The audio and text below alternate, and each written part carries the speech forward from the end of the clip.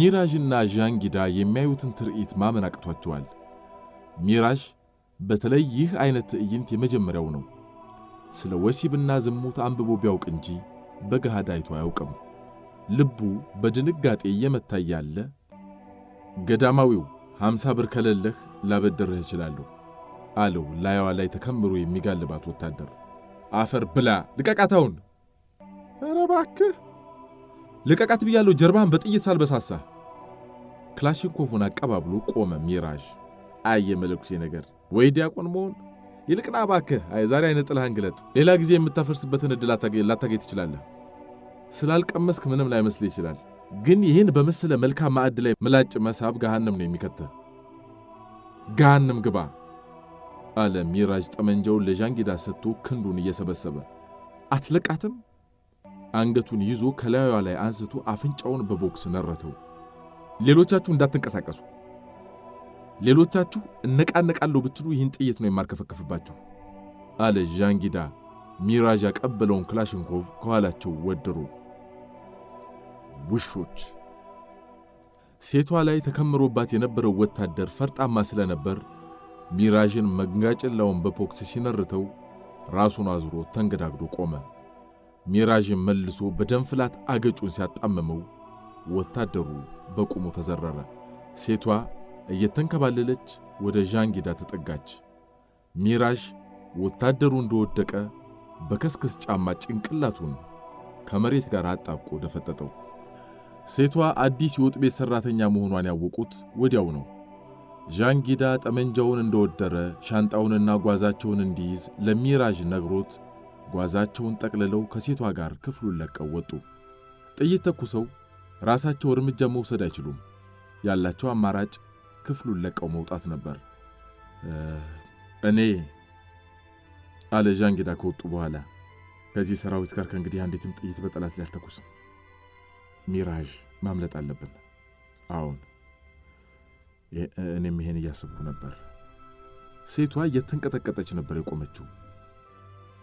ግን እንዴት ማምለጥ እንችላለን? ዋርድያዎቹን አውቃቸዋለሁ። እኔ ሄጄ እነሱን ሳዋራቸው አንተ ተከትለህ ትመጣለህ። የሚቀጥለውን ደግሞ የሚያመቻችልን ይሄ ነው ብሎ ማፈኛ የተገጠመለት ሽጉጥ ሰጠው። ከኔ ጀርባ ትሆንና ሁሉንም በቅልጥፍና ትመታቸዋለህ። የት አገኘው? አለ ሚራዥ ማፈኛ የተገጠመለትን ድምፁ ሳይሰማ የሚተኩሰውን ሽጉጥ እያገላበጠ። ውጊያ ውስጥ ወሰድኩት ነው፣ ግን ቀልጣፋ መሆን አለብህ፣ አለበለዚያ ጭቃ ነው የሚያደርጉን። አንዴ ጠብቁኝ ብላ እየፈጠነች ወደ ወጥ ቤት ሄደች። ወጥ ቤቷ ሜሮዳ።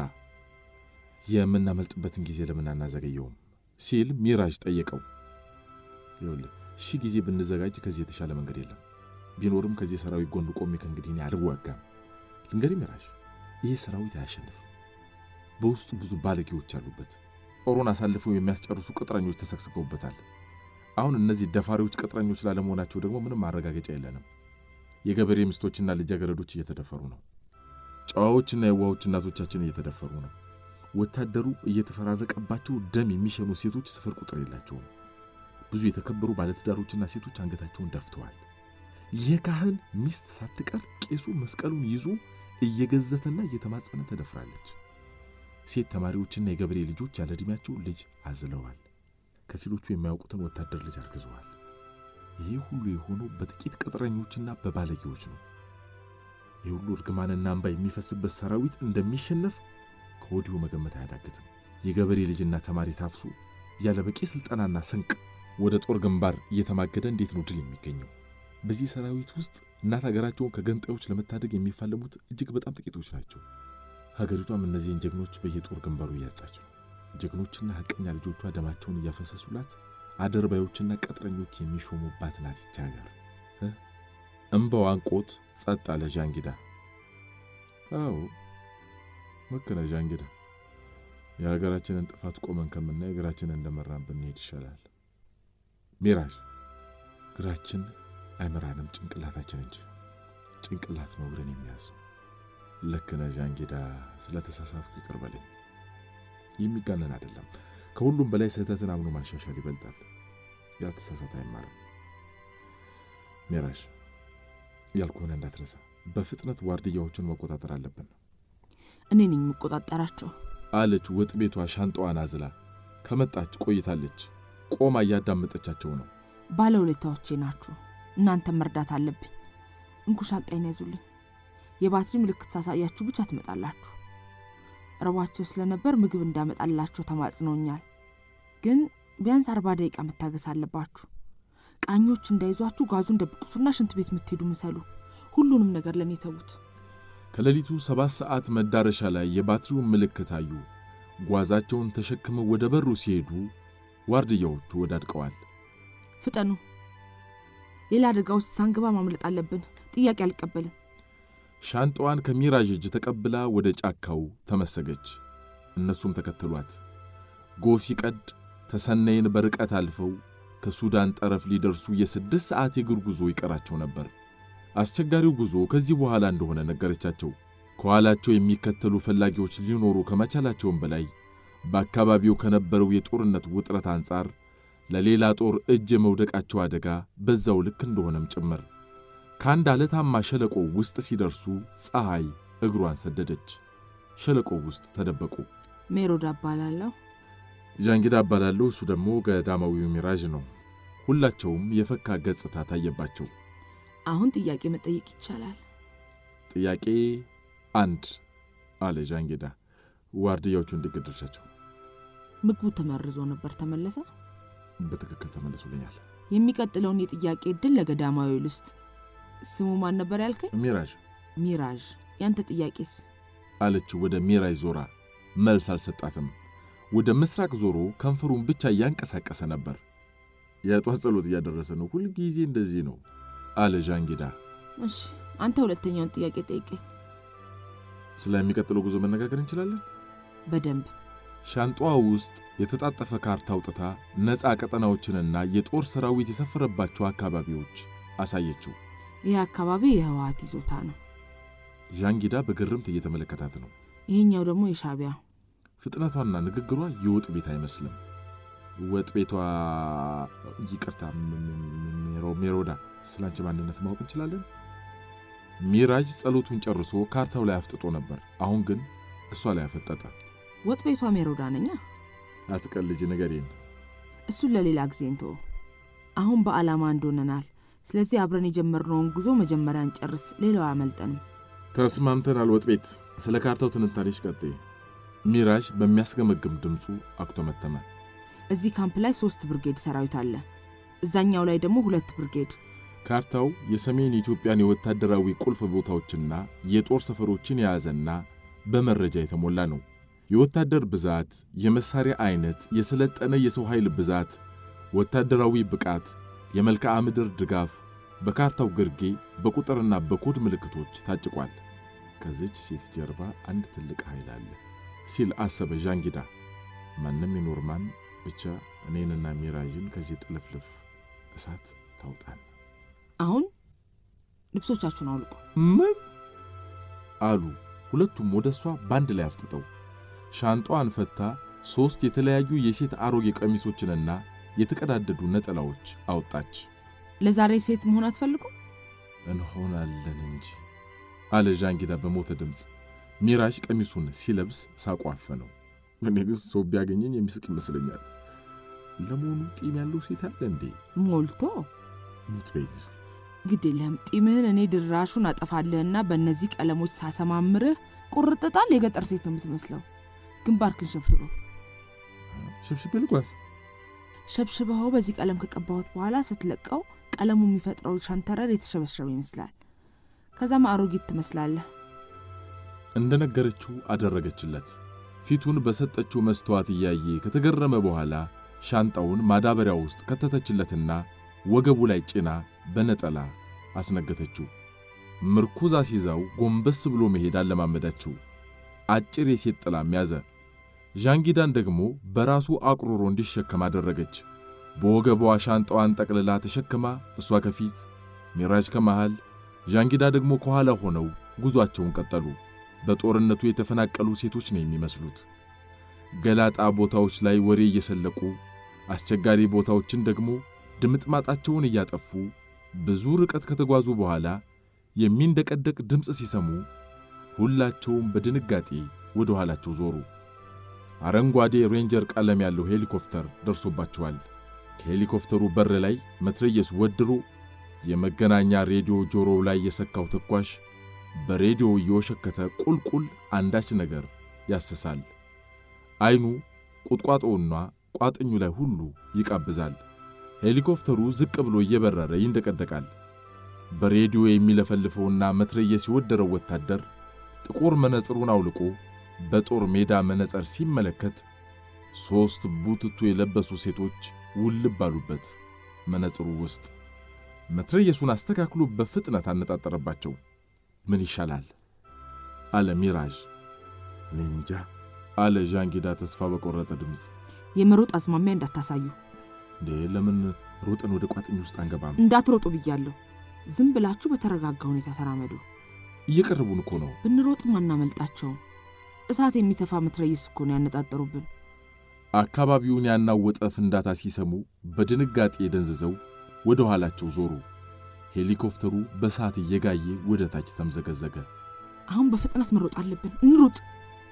ሚራዥ ሴት መሆኑን ረስቶ ጎባጣውን አቃንቶ ያፈተልክ ጀመር። ዣንጊዳም ቀሚሱን እስከ ጭኑ ከፍ ከፍ አድርጎ ከኋላ ተከተላቸው። ሄሊኮፕተሩ እየጋየ ሲወድቅ ፓይለቱ በፓራሹት ወደ ላይ ተመንጥቆ ወጥቶ ከአንድ አነስተኛ ኮረብታ ላይ ሲያርፍ አዩት። ራሱ በራሱን የነደደው። ሚራዥ ከኋላ እየሮጠን የጠየቃት አይደለም፣ በጠላት አየር መቃወሚያ ተመቶ ነው። ይህንንም ጠብቅ ነበር። ቀጠናቸውን አልፎ በጠላት ክልል ውስጥ ገብተው ነበርና እየተፈተለኩ አንድ ሸለቆ ውስጥ ገብተው ተደበቁ። ጀንበር እስክትጠልቅ በሸለቆ መካከል ባገኙት ዋሻ ውስጥ አምሽተው ወደ ሱዳን የሚገቡበትን ዕቅድ መንደፍ ጀመሩ። እናንተ ሴቶች አለች ሜሮዳ በጸጥታ አዘቅቱ ውስጥ የገቡት ጓደኞቿን። ሴትነቱ አይበቃችሁ? እኔ ግን ተመችቶኛል። ቀሚስ ያማረብኝ አይመስላችሁም? አለ ሚራዥ መቀነቱን እየፈታ። ራት ብንቀባምስስ ምን ይመስላችኋል? ብላ ከሻንጣዋ ውስጥ በፌስታል የቋጠረችውን ምግብ ፈታ ቀረበች። ሚራዥና ዣንጊዳ ተያዩ። ሙሉ በሙሉ አላመኗትም። የሚከተሏትም በጥንቃቄ ነበር። ገብቶኛል። የዋርድያዎቹ ጣፈንታ እንዳይደርስባችሁ ፈርታችሁ ነው አይደል? እመኑኝ፣ እኔ እናንተን ማጠቃበት ምክንያት የለኝም ብላ ጥቅልል አድርጋ በወንድ አጎራረስ ቀድማ ቀመሰችላቸው። በእውነት እናንተ ባለውለታዎቼ ናችሁ። እነዚያ ሁሉ ወታደሮች ቢፈራረቁብኝ ኖሮ እስካሁን ደም ሸንቼ ልሞት እችል ነበር።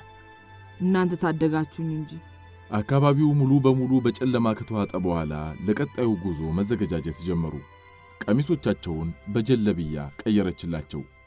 ሙስሊም የአረብ ሴቶች የሚለብሱትን አይነርግብም ከለበሱ በኋላ የሱዳን ዜጎች ለመምሰል የሚያስችላቸውን ገጽታ እስኪላበሱ ድረስ ራሳቸውን አስተካከሉ። እነዚህ ዘዴዎች የሞከርኳቸውና ውጤታማም ስለሆኑ አትስጉ ብላ የሱዳን መታወቂያዎችን አውጥታ ስትሰጣቸው በአግራሞት ተመለከቷት። ሁለቱም መታወቂያዎች በሴት ስሞች የተዘጋጁ ናቸው። ቆይ አለ ዣንጊዳ። አንቺ ማነሽ? ሚራዥ ተጨመረ። ወጥ ቤቷ ሜሮዳ። አትቀልጂ። የምንነጋገርበት ጊዜ አሁን እንዳልሆነ አልነገርኳት? ጥቅጥቅ ባለው ጨለማ ውስጥ እየወደቁ እየተነሱ ለ4 ሰዓታት ያህል ተጉዘው ከጠረፍ ጠባቂዎች ሊደርሱ 400 ሜትር ያህል ሲቀራቸው ቁም፣ እየደረስን ነው። ከሻንጣዋ ውስጥ ያወጣችውን የተሰባበረ ሬዲዮ የሚመስል ነገር ገጣጥማ መነጋገር ጀመረች በእንግሊዝኛ ቋንቋ።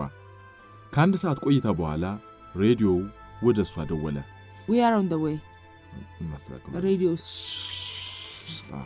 We are on Sudanese border now. Come. Alone. First, please. 466. You can come to the border now. ሜሮዳ እዚሁ እንዲጠብቋት ነገረቻቸውና ወደ ጠረፍ ጠባቂዎቹ ገሰገሰች። አካባቢው ጸጥ ረጭ ብሏል። መብራቷን ለቃ ሞተሯን ያጠፋችው ላንድ ክሩዘር መኪና ክላሽንኮቭ የታጠቁ ታጣቂዎች ከበዋታል። መኪናዋ ውስጥ ከኋላ ተቀምጦ የነበረው ነጭ ሰውዬ ወርዶ ከጠባቂዎች አለቃ ጋር ለብቻ ከተነጋገረ በኋላ ወደ ሜሮዳ ተመልሶ ጓዝሽንና ሰዎችሽን ይዘሽ መምጣት ትችያለሽ አሁን አላት። ሜሮዳ በፍጥነት ወደነ ሚራዥ ከመጣች በኋላ ይዛቸው ሄደችና መኪናዋ ውስጥ ገቡ። መኪናዋ ፊቷን መልሳ ወደ መጣችበት ሸመጠጠች። ሜሮዳ የሲአይኤ ሰላይ መሆኗን ያወቁት ሱዳን ካርቱም ከተማ ውስጥ በተከራየችላቸው አነስተኛ ቤት ለሳምንታት ከቆዩ በኋላ ነበር። በሞቃታማዋ ካርቱም ከተማ ውስጥ ለወራት ከቆዩ በኋላ በሜሮዳ እገዛ አሜሪካን ሀገር ገብተው ሁለቱም የሎስ አንጀለስ ከተማ ነዋሪዎች ሆኑ። ዣንጊዳ ከብዙ ውጣ ውረድ በኋላ የአዲስ አበባ ዩኒቨርሲቲ የሕክምና ትምህርት ማስረጃውን አገኘ። ሚራዥም በሎስ አንጀለስ ከተማ ደቡባዊ ምዕራብ ዳርቻ በአትክልተኝነት ተቀጥሮ ከቆየ በኋላ ዣንጊዳ በሕክምና ሙያው ስለተቀጠረ በእርሱ እርዳታ ትምህርት ቤት ገባ። ትምህርቱን በአጭር ጊዜ ውስጥ ለማጠናቀቁ ምክንያት የሆነው ቀድሞ የተማረው የገዳሙ ውስጥ የአብነት ትምህርት ሲሆን ከዓመታት በኋላ ለተመረቀበት የሕክምና ሙያ መንስኤ የሆነውም በውትድርናው ወራት ያየው የቁስለኞች ስቃይ ነው። ዶክተር ሚራዥ አሉ ከተባሉ ሰርጅኖች ተራ ለመመደብ ጊዜ አልፈጀበትም። ከዶክተር ዣንጊዳ ጋር ግንኙነታቸው እስካሁን አልተቋረጠም። ዶክተር ዣንጊዳ ወደሚሰራበት በቴክሳስ ግዛት ውስጥ ወደሚገኘው ኦስቲን የሕክምና ማዕከል ብቅ እያለም ይጠይቀዋል። ሜሮዳ አልፋ አልፋ እየመጣች ትጠይቀዋለች። በዚያ አፓርታማ 8ኛ ፎቅ ላይ የሚንሳፈፈውን የዝምታ መንፈስ የምትሰብረው ሜሮዳ ናት። ሰሞኑን ግን ጠፍት ብላለች። ዶክተር ሚራዥ ልብሱን አውልቆ በቁሙ መስተዋቱ ውስጥ ከተገተረው ምስሉ ላይ አንገቱን የኋሊት ጠምዝዞ የጀርባውን ንቅሳት ሲመለከት ብዙ ቆይቷል። ዴርቶ ጋዳ ምንድነው ይላል ብቻውን። ለምንስ እኔ ላይና ኢንጂነር ሻጊስ ጀርባ ላይ የተሳለው ንቅሳት አንድ አይነት ሆነ? I think we have something in common. አንድ የጋራ ሚስጥር ከጀርባችን ሳይኖር አይቀርም።